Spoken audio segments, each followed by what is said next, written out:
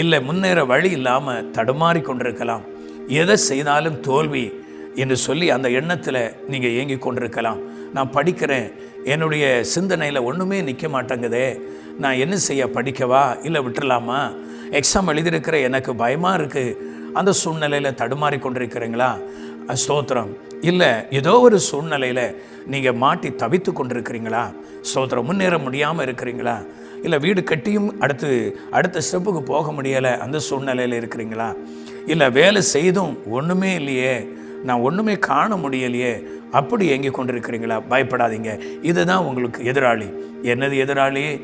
இதுக்கு அவ்வளவும் பேக்கில் ஸ்தோத்திரம் மனுஷனை கஷ்டப்படுத்தி வேதனைப்படுத்தி தடுமாற பண்ணுகிற ஒரு போராட்டம் இந்த உலகத்தில் பூமியிலே காணப்படுகிறது. இந்த பூமியிலே காணப்படுகிறது. மனுஷர்களை பாருங்கள், சில ஆளுங்க நல்லா இருக்கிறாங்க, சிலவங்க ஒன்றுமே இல்லாமல் வேதனையோடு இருக்கிற ஒரு சூழ்நிலை, அன்றாட வாழ்க்கைக்கு கூட பாதிக்கப்படுகிற ஒரு சூழ்நிலையில் காணப்படுகிறாங்க. இன்றைக்கு இந்த வார்த்தையை கேட்கிற நீங்களாக இருக்க ஒருவேளை இந்த சூழ்நிலையில் போய்கொண்டிருக்கலாம். பயப்படாதீங்க.